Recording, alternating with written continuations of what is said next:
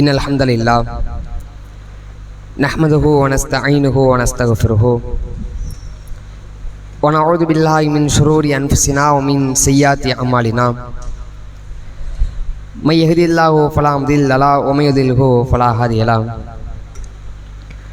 வ அஷ்ஹது அல்லா இலாஹா இல்லல்லாஹு வஹ்தஹு லா ஷரீக லஹு வ அஷ்ஹது அன்ன முஹம்மதன் அப்துஹு வ ரசூலுஹு அம்மா பஅத்.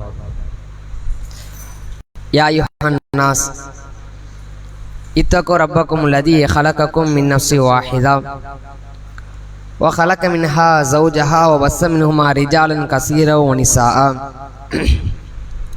واتقوا الله الذي تساءلون به والأرحام إن الله كان عليكم رقيبا. கண்ணியமிக்க எல்லாம் வல்ல அல்லாஹ்வுடையார்களே, அந்த ஏக இறைவனின் சாந்தியும் சமாதானமும் வற்றாத பேரன்பும் பெருங்கருணையும் நாம் எல்லாம் உயிரும் மேலாக மதிக்கப்பட வேண்டிய முஹம்மது நபி ஸல்லல்லாஹு அலைஹி வஸல்லம் அவர்களின் மீதும், அன்னாரது சொல் செயல் அங்கீகாரத்தை தம்மால் இயன்றவரை பின்பற்றி வாழ்ந்து மரணித்த சத்திய சஹாபாக்கள் மீதும், சஹாபிய பெண்மணிகள் மீதும், தாபீன்கள் மீதும், தபா தாபீன்கள் மீதும், இங்கு ஒன்றுகளும் இருக்கக்கூடிய நம்மர்கள் அனைவர்கள் மீதும் ஏக இறைவனின் சாந்தியும் சமாதானமும் நின்று நீடித்து நிலவட்டுமாக என்று பிரார்த்தித்தவனாக எனது உரையினை ஆரம்பம் செய்கின்றேன். கண்ணியமிக்க எல்லாம் அல்ல அல்லாஹ்வுடையார்களே, அல்லாஹ்வுடைய மாபெரும் கிருபையினால் நாம் எல்லாம் இறைவன் கடமையாக்கிய லுகர் தொழுகையை நிறைவேற்றியவர்களாக இங்கு ஒன்று கொள்ளும் இருக்கின்றோம். இந்த அழகிய தருணத்தில் தொடர்ச்சியாக மிஷ்காத்தினும் ஹதீஸ் வகுப்பை நாம் அடைந்து அதிலிருந்து சில ஹதீஸ்களை தெரிந்து கொண்டு அதன் மூலம் நம்முடைய வாழ்க்கையில் ஏராளமான படிப்பினைகளை தொடர்ச்சியாக பெற்று வந்து கொண்டிருக்கின்றோம். அந்த அடிப்படையில் அதனுடைய வரிசையில் இன்றைய தினம் அல்லாஹ்வுடைய தூதர் நபிகள் நாயகம் ஸல்லல்லாஹு அலைஹி வஸல்லம் அவர்கள் நமக்கு போதித்த மிக மிக முக்கியமான ஒரு செய்தி. அத்தகைய செய்தியை இமாம் புகாரி ரஹிமவுல்லா அவர்கள் தன்னுடைய புத்தகத்தில் 6486வது செய்தியாகவும், இமாம் முஸ்லிம் ரஹிமவுல்லா அவர்கள் தன்னுடைய புத்தகத்தில் 2359வது செய்தியாகவும் பதிவு செய்திருக்கிறார்கள்.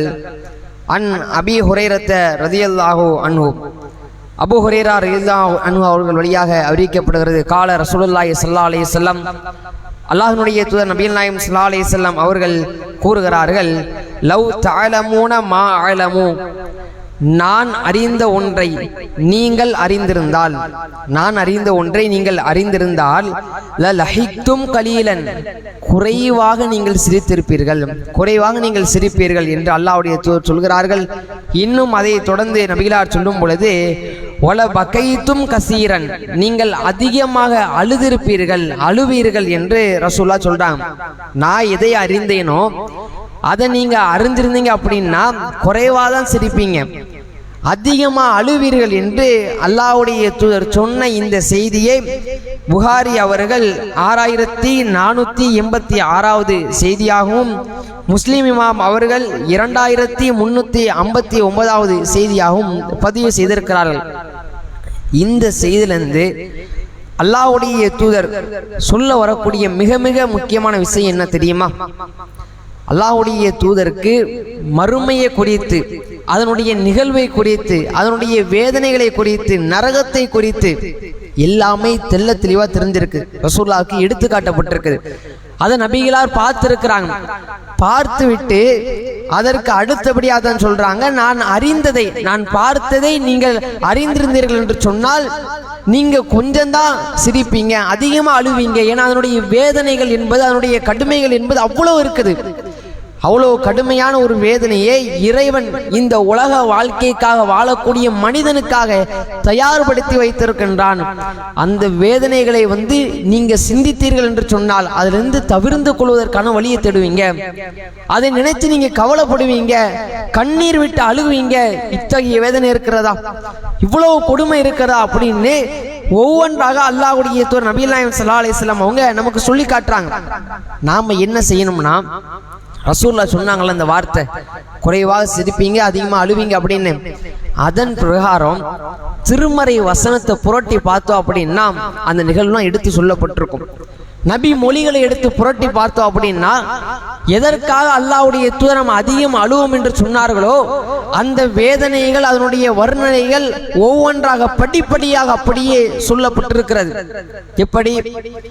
இந்த உலக வாழ்க்கை எல்லாம் முடிந்ததற்கு பிறகு, நம்ம இந்த உலகத்துல வாழ்ந்து மரணித்ததற்கு பிறகு எல்லா மக்களையும் முதல் மனிதர்ல இருந்து இறுதி மனிதர் வரை அல்லாஹ் ரப்புல் ஆலமீன் ஒட்டுமொத்த மக்களையும் மஹ்சர் மைதானத்துல ஒன்று திரட்டுவான். அப்படி ஒன்று திரட்டப்பட்டதற்கு பிறகு இறைவன் அவனுடைய வருகை அங்க மஹ்சர் மைதானத்திற்கு இருக்கும். வஜா ரப்புக்க வல் மலக்கு சஃபன் சஃபா, ஃபஜ்ருங்கிற அத்தியாயத்துல ஃபஜ்ர்ல சூரா ஃபஜ்ர்ல இறைவன் சொல்லக்கூடிய வார்த்தை வஜா ரப்புக்க வல் மலக்கு சஃபன் சஃபா, மலக்குகள் எல்லாம் அணிவகுத்து நிற்பாங்க. அப்படி நிற்கக்கூடிய தருணத்துல படைத்த இறைவன் அந்த மஹ்சர் மைதானத்திற்கு வருகை தருவான். அதை சொல்லிவிட்டு அதனுடைய தொடர்ச்சியில் இறைவன் பேசுகின்றான், வஜீஅ யௌமஇதின் பிஜஹன்னம், எந்த நரகத்திற்கு மனிதர்களும் கற்களும் எரிபொருளாக இருக்கிறார்களோ அத்தகைய நரகம் அந்த மஹ்சர் மைதானத்திற்கு இழுத்து வரப்படும் அப்படின்னு இறைவன் சொல்றான். இந்த வசனம் இருக்குதுல்ல, வஜீஅ யௌமஇதின் பிஜஹன்னம் என்று சொல்லக்கூடிய இந்த வசனம் இருக்குதுல்ல, நரகம் இழுத்து வரப்படும் அப்படின்னு, இந்த வசனத்திற்கு அல்லாஹ்வுடைய தூதர் விளக்கம் சொல்றாங்க. அது எப்படி இழுத்து வரப்படும் அப்படிங்கிறத அல்லாஹ்வுடைய தூதர் விளக்கம் சொல்றாங்க. அது முஸ்லிம் என்ற புத்தகத்துல 2842வது செய்தி. முஸ்லிம் அவர்கள் தன்னுடைய புத்தகத்துல 2842வது செய்தியாக அல்லாஹ்வுடைய தூதர் அந்த வசனத்துக்கு எப்படி விளக்கம் சொல்றாங்க அப்படின்னு பதிவு செஞ்சிருக்கிறாங்க. யூதா பி ஜஹன்னம யௌமைதின் லஹா சபூன அல்ஃப ஜிமாம், நாளை மறுமையில நரகம் இருக்குதுல்ல, அந்த நரகம் மஹ்சர் மைதானத்திற்கு 70,000 சங்கிலிகளை கொண்டு பூட்டப்பட்டு இழுத்து வரப்படும். குல்லி ஜிமாமின் சபூன அல்ஃப மலக்கின் யஜுர்ருனஹா, இழுத்து வரக்கூடிய ஒவ்வொரு சங்கிலிக்கும் 70,000 மலக்குமார்கள் இருப்பார்களாம். 70,000 சங்கிலிகள் கொண்டு பூட்டப்பட்டு இழுத்து வரப்படுமா? அதுல ஒவ்வொரு சங்கிலி இருக்குதுல்ல, அந்த ஒவ்வொரு சங்கிலிக்கும் 70,000 மலக்குமார்கள் இருப்பார்கள் என்று அல்லாஹ்வுடைய தூதர் நபிகள் நாயகம் ஸல்லல்லாஹு அலைஹி வஸல்லம் அவர்கள் சொன்னதாக இமாம் முஸ்லிம் ரஹிமஹுல்லாஹ் அவர்கள் தன்னுடைய புத்தகத்தில் 2842வது செய்தியாக பதிவு செய்திருக்கிறார்கள். மறுமையில 70,000 சங்கிலினா சாதாரண எடை போற்ற முடியுமா? கற்பனை செஞ்சு பாத்திர முடியுமா? சரி, சங்கிலியை விடுங்க, அதை இழுத்து வரக்கூடிய மலக்குமார்கள் இருக்கிறாங்கல்ல, அவங்க எவ்வளவு பிரம்மாண்டமானவங்க, அவங்கள குறைச்சி எடை போற்ற முடியுமா நம்மளால? ஏன்னா அல்லாஹ்வுடைய தூதர் மலக்களுடைய வர்ணனையை பல இடத்த சொல்லி காட்டுறாங்க. அதை வச்சு நம்மளால புரிஞ்சுக்க முடியுது. ஜிப்ரீல் அலைஹிஸ்ஸலாம் அவர்களை குறித்து சொல்லும் பொழுது அவர்கள் வானத்திற்கும் பூமிக்கும் இடையில் இருப்பாங்க. அவர்களுக்கு 600 இறக்கைகள் இருக்கும். வானத்துக்கும் பூமிக்கு இடையில் இருப்பாங்களாம், 600 இறக்கைகள் இருக்கும். இன்னும் சில வானங்களுடைய வர்ணனையை குறித்து அல்லாஹ்வுடைய தூதர் சொல்றாங்க. அபூதாவுதுல பதிவு செய்யப்பட்டிருக்கக்கூடிய செய்தி 4727வது செய்தியாக பதிவு செய்யப்பட்டிருக்கிறது. அல்லாஹ்வுடைய தூதர் நபிகள் நாயகம் ஸல்லல்லாஹு அலைஹி வஸல்லம் சொல்றாங்க, இந்த உலகத்துல ஒருத்தன் தன்னுடைய வாழ்நாள்ல கண்ணு கட்டிய தூரம் 700 ஆண்டுகள், 1-2 ஆண்டு கிடையாது, நல்ல கவனிங்க, 700 ஆண்டுகள் பயணிக்கிறான். ஒரு குதிரை எடுத்துட்டு தன்னுடைய வாழ்நாள்ல கண்ணு கட்டிய தூரம் 700 ஆண்டுகள் பயணித்தாலும் கூட வெறும் ஒரே ஒரு மலக்கினுடைய இந்த காது சோனையிலிருந்து தோல் புஜம் இருக்கக்கூடிய தூரத்தை அவனால் அடைந்து விட முடியாது. இத்தகைய மலக்குமார்கள், இவ்வளவு பிரம்மாண்டமா மலக்குமாருடைய வர்ணனை அல்லாஹ்வுடைய தூதர் சொல்லி இருக்கிறாங்க. இதே போன்று அந்த நரகத்தை இழுத்து வருவதற்கு மலக்குமார்கள் இருப்பாங்கல்ல, அப்படி மிக பிரம்மாண்டமான மலக்குகள் ஒவ்வொரு சங்கிலிக்கும் 70,000 பேர் என்று சொன்னால் அவங்க இழுத்து வர்ற அந்த நரகம் இவ்வளவு பிரம்மாண்டமானதா இருக்கும். கற்பனை செஞ்சு பார்க்க முடியுமா நம்மளால? நாம இதை விளங்கணும். நம்மளால நம்முடைய கற்பனைக்கு ஏற்றவாறு அதனுடைய அந்த கடுமைகளையும் அந்த பிரம்மாண்டத்தையும் விளங்கணும். அப்படிங்கிறதுக்காகத்தான் இறைவன் அந்த வசனத்தை சொல்றான். அல்லாஹ்வுடைய தூதர் அதற்கு விளக்கம் சொல்கிறார்கள். யோசிச்சு பார்க்கணும். இது மட்டும் இல்லை, இன்னும் அந்த நாளினுடைய அந்த கடுமைகள் ஒவ்வொன்றையும் அல்லாஹ்வுடைய தூதர் சொல்றாங்க. படைத்த இறைவன் ஒவ்வொன்றையா படிப்படியாக அப்படியே பேசுறான்.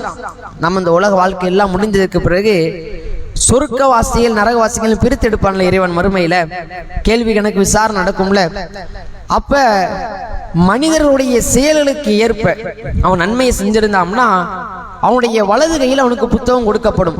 அம்மாமன் ஊத்திய கிதாபோபி எமீனி, நாளை மறுமையில சில சாரார்கள் இருப்பாங்க, அவங்களுக்கு அவருடைய வலது கையில புத்தகம் கொடுக்கப்படும்.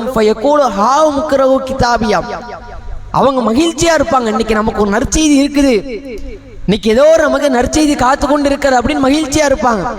அதை தொடர்ந்து அந்த ஹாக்காங்கிற அத்தியாயத்துல இறைவன் பேசிட்டு வரான். தொடர்ச்சியா ஹாக்காங்கிற அத்தியாயத்துல 25வது வசனத்திலிருந்து 32வது வசனம் வரை இறைவன் சொல்றான், அம்மாமன் ஊத்திய கிதாபோபி ஷிமாலி, சிலருக்கு அவருடைய இடது கையில் அவருடைய ஏடவுடைய புத்தகம் கொடுக்கப்படும். இந்த உலகத்துல செஞ்ச அந்த காரியத்தை வைத்து இடது கையில புத்தகத்தை வாங்குவாங்க. வாங்கிட்டு என்ன சொல்லுவாங்களா, கிதாபியா, என்னுடைய புத்தகம் என்னுடைய ஏடு இந்த நாள்ல எனக்கு வழங்கப்படாம இருந்திருக்க கூடாது. எதுக்கு எனக்கு வழங்கப்பட்டது? வழங்கப்படாம இருந்திருக்கலாமே. வலம் அதிரிமா ஹிசாபியா, இந்த நாள்ல என்னுடைய விசாரணை என்னவாக போகிறது என்று தெரியவில்லையே. யாழை தகா காணத்தில் காதியா, உலகத்துல வாழ்ந்தேனே, அந்த உலக வாழ்க்கையோடு இறப்போடு என்னுடைய கதை முடிந்திருக்க கூடாதா?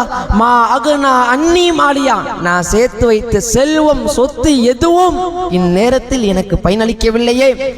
ஹலக்க அன்னி சுல்தானியா, என்னுடைய ஆட்சி அதிகாரம் அந்தஸ்து பட்டம் பதவி எதுவும் இந்நேரத்தில் எனக்கு பயனளிக்கவில்லை என்று ஒரு அடியான் புலம்பும் பொழுது இறைவன் அங்கு கட்டளையிடுவான், ஹுதூகு ஃபகுல்லு, அவனை பிடியுங்கள், அவனுக்கு விலங்கிடுங்கள், சும்மல் ஜஹீம சல்லூன், அவனை நரகத்தில் கருகச் செய்யுங்கள், சும்ம ஃபீ சில்சிலத்தின் தரோஹா சபோன திரான் ஃபஸ்லுகோன், 70 முழம் கொண்ட சங்கிலியால் அவனை பிடித்து நரகத்தில் தூக்கி எரியுங்கள் என்று இறைவன் சொல்வானே. இந்த நிலையை எத்தனை பேர் சிந்திச்சோம்? இந்த நிலையை சிந்திச்சு அந்த உலகத்துக்காக ஓடுவோமா? மகிழ்ச்சியா இருப்போமா? ஐயோ, அந்த நிலையிலிருந்து எப்படி நம்மை நாம் தற்காத்துக் கொள்வதற்காக கவலைப்படுவோம். அதைத்தான் அல்லாஹ்வுடைய தூதர் சொல்றாங்க. அதுக்கு பிறகு என்ன நடக்கும் தெரியுமா? நரகத்தில் தூக்கி எரியப்பட்டதற்கு பிறகு அங்கு ஒரு மனிதனுடைய நிலை எவ்வாறு இருக்கும் என்பதை இறைவன் தன்னுடைய திருமறையில 11வது அத்தியாயம் 106வது வசனத்தில் சொல்கின்றான்.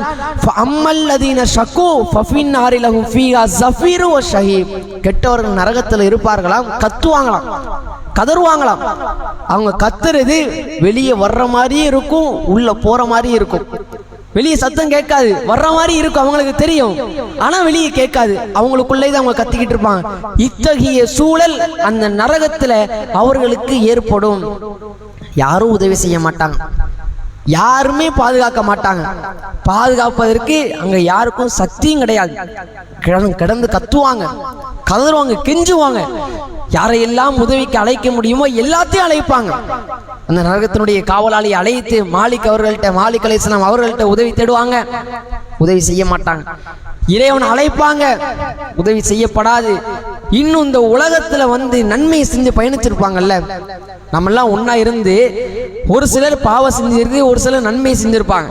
அந்த நன்மை செஞ்சு சொர்க்கத்துக்கு போயிருப்பாங்கல்ல, அவங்களெல்லாம் அழைப்பாங்களா, ராதா அஸ்ஹாபுன் நாரி அஸ்ஹாபுல் ஜன்னா, நரகவாசிகள் சொர்க்கவாசிகளான தங்களுடைய தோழர்களை அழைத்தான். அஃபீலோ அலைனா மினல் மாயோ மிம்மா ரஸக்ககுமுல்லா, சொர்க்கவாசிகளே, தோழர்களே, நண்பர்களே, இறைவன் உங்களுக்கு தண்ணீரை கொடுத்திருக்கிறான்ல, ஏராளமான ரிஸ்க உங்களுக்கு வழங்கியிருக்கிறான்ல, எங்களால் இந்த நரகத்தினுடைய வேதனை அனுபவிக்க முடியவில்லை, தாங்க முடியல, இறைவன் உங்களுக்கு வழங்கி அந்த தண்ணீரை எங்கள் மீது ஊற்றுங்கள், எங்களுக்கு எப்படியாவது உதவி செய்யுங்கள் என்று அந்த சொர்க்கவாசிகளிடத்துல நரகவாசிகள் கேட்பார்களாம். ஆனால் சொர்க்கவாசிகள் மறுத்து விடுவார்கள். எப்படி உதவி செய்வாங்க? இறைவன் அனுமதி கொடுத்தானா? இறைவனுடைய அனுமதியை தாண்டி இறைவன் அனுமதி கொடுப்பதற்கு முன்பாக அவர்களால் உதவி செய்ய முடியாது. அதனால் அங்கு அவர்கள் மறுத்து விடுவார்கள். இத்தகைய சூழலை சிந்திச்சு பார்க்கணும், யோசிச்சு பார்க்கணும். அதனால தான் நம்முடைய மார்க்கம் நமக்கு ஒவ்வொன்றாக இறைவன் திருமறையில சொல்றான். அல்லாஹ்வுடைய தூதர் அதற்கான விளக்கத்தை எல்லாம் நமக்கு தெளிவுபடுத்தி இருக்கிறாங்க. இதெல்லாம் விட மேலாக என்ன தெரியுமா? இந்த நிகழ்வுக்கெல்லாம் முன்னாடியே மிக முக்கியமான ஒரு நிகழ்வு நடக்கும். நம்ம மஹ்ஷர் மைதானத்துல இருக்கக்கூடிய அந்த தருணத்துல, இந்த உலகத்துல நம்ம வாழ்றோம்லங்க, வாழக்கூடிய நேரத்துல நம்முடைய தாய் தந்தைகள் நம்ம மீது அவ்வளவு பாசம் வச்சிருப்பாங்க, அவ்வளவு பாசம் சொல்லவே முடியாது.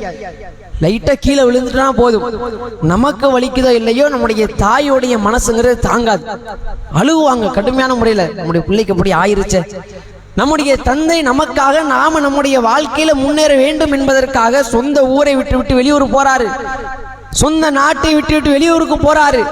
30 வருஷம் 40 வருஷம் வெளியே போய் தன்னுடைய ரத்தங்களை எல்லாம் வேர்வையா சிந்தி என்ன செய்யறாரு? உழைக்கிறாரு. கஷ்டப்பட்டு உழைச்சு தான் புள்ள யாருக்கு கீழே கையெந்திரக்கூடாது, யாருக்கு கீழே வேலை பார்த்திடக்கூடாது, 4 பேருக்கு வேலை வாங்கி கொடுக்கக்கூடியவனாக இருக்கணும். அத்தகைய சூழலுக்காக நாம கஷ்டப்பட்டுக்கூடாது. ஒரே ஒரு காரணம், தன்னுடைய பிள்ளை கஷ்டப்பட்டு விடக்கூடாது என்பதற்காக வெளிநாட்டுக்கு போய் வேலை பார்க்கிறார். தன்னுடைய வாழ்க்கை முழுக்க அர்ப்பணிக்கிறார். காரணம் என்ன? தன்னுடைய பிள்ளையின் மீது வைத்த பாசம், தன்னுடைய தாய் தன்னுடைய பிள்ளையின் மீது வைத்த பாசம், அந்த குடும்பம் அதெல்லாம் ஒன்றாக வாழ்ந்திருந்தாலும், இந்த உலகத்துல பாசத்தோடு இந்த உலகத்துல இருந்தாலும், ஏதாவது ஒரு கஷ்டம் ஏற்படும் பொழுது பொருளாதாரத்தை கொடுத்து தூக்கிவிடக்கூடிய உறவினர்கள் மறுமையில யோசிச்சு பார்க்க முடியுமா? வருவாங்களா யாராவது? இன்னைக்கு ஒரு காசு தேவைப்படுதுன்னு தந்துருவாங்க. இன்னைக்கு நம்முடைய தந்தை நம்ம கஷ்டப்படக்கூடாதுன்னு பொருளாதாரத்தை தாராரு. நம்ம கீழே விழுறோம் அப்படின்னு நம்முடைய கையை பிடிச்சி தூக்கிறதுக்கு தாய் இருக்கிறா. மறுமையில யாருங்க இருக்கிறா? மறுமையில யார் வருவா? இறைவன் சொல்லி காட்டுறான் தன்னுடைய திருமறையில 80வது அத்தியாயம் 33வது வசனத்திலிருந்து 36வது வசனம் வரும். சொல்கின்றான், மிகப்பெரிய ஒரு சப்தம் ஏற்படும். அந்த சப்தம் ஏற்பட்டதற்கு பிறகு யௌம யஃபிருல் மர்உ மின் அஹீ வ உம்மிஹி வ அபீ வ ஸாஹிபத்திஹி வ பனீ. கணவன் மனைவியை விட்டு, தாய் பிள்ளை விட்டு, தந்தையை விட்டு, சகோதரன் சகோதரியை விட்டு, இப்படி ஒவ்வொருவரும் இரண்டு வருவாங்க. தன்னுடைய நிலையை பார்ப்பாங்க. தான் என்ன சம்பாதிச்சிருக்கிறோம், என்ன நன்மையை செஞ்சிருக்கிறோம், ஐயோ நம்மள்ட்ட எதுவுமே இல்லையே, யாராவது நமக்கு உதவி செய்ய மாட்டார்களா, ஒரு நன்மை கிடைக்காதா, அல்லோலப்பட்டு ஓடக்கூடிய அந்த நிலை, அந்த நாள். இன்னைக்கு பாசமா இருக்கிறவங்க நாளைக்கு கை வரிப்பாங்க, உதவி செய்ய மாட்டாங்க. இன்னைக்கு கீழே விழும்போது கையை பிடித்து தூக்கிவிட்ட தாய் அந்நேரத்தில் நம்ம பார்த்து விரண்டு ஓடுவா, நீ யாருன்னே தெரியாதும்பா. அத்தகைய சூழல் ஏற்படும்ல.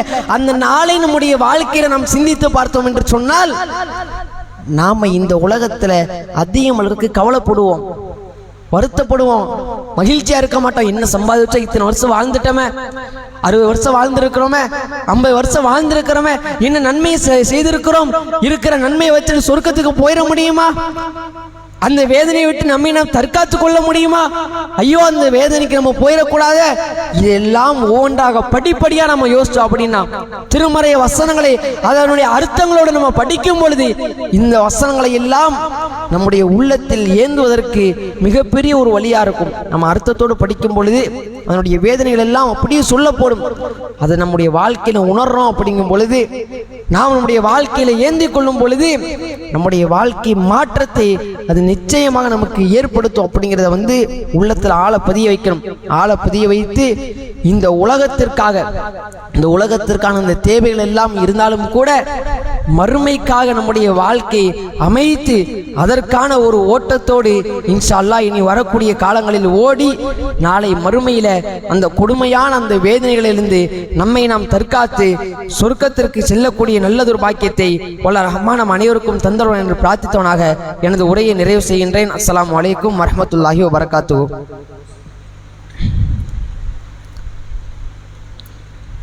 இன்னைக்கான கேள்வி கேட்டுருவோமா?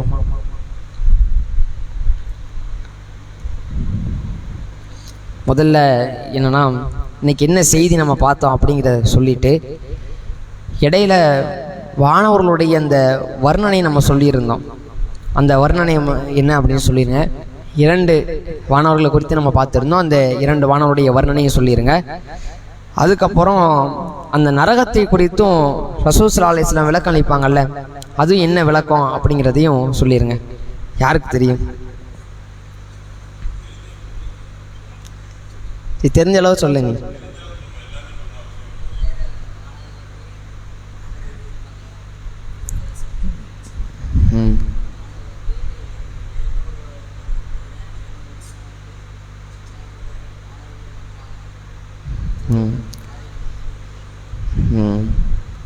சரி, அந்த நரகத்தினுடைய அந்த சங்கிலி இழுத்து வர்ற அந்த வானவர்கள் எத்தனை பேர், சங்கிலி எத்தனை அப்படிங்கிறதுக்கான பதிலை சொல்லியிருக்காங்க.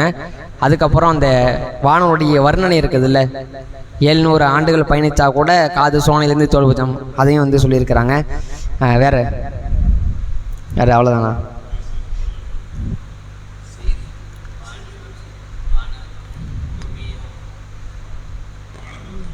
ம். வேற சரி, முதல்ல இன்னைக்கு என்ன செய்தி நம்ம பார்த்தோம் அப்படிங்கிறத. ம் ம் வேற சரி, அந்த இதே அப்படி கேட்டுருவாங்க அவளே. எல்லாத்தையும் சொல்லிடுறீங்களா? நீ என்னெல்லாம் கேள்வி கேட்ட அப்படிங்கிறது. ம்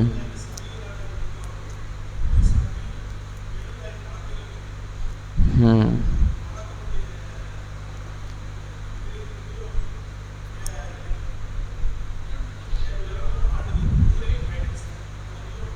ம் ம் வேற இன்னொரு மலக்கு சொன்னோமே, அதாவது அந்த நரகத்தினுடைய இழுத்து வர்ற வானவர்கள்னு சொல்லலை, பொதுவாக இந்த மன்னர் ரசூல்லா மலக்கனுடைய வர்ணனையை சொல்லியிருக்கிறாங்க அப்படின்னு. ஒன்று இதை சொன்னோம், இந்த காது சோனையிலேருந்து தோல் பூஜம். இன்னொரு மலக்கை நம்ம சொல்லியிருந்தோம், ஜிப்ரீல் அலைஹிஸ்ஸலாம். அவங்க வானத்துக்கு பூமிக்கு இடையில இருப்பாங்க, அவங்களுக்கு 600 இறக்கைகள் இருக்கும் அப்படிங்கிற மாதிரி. சரி,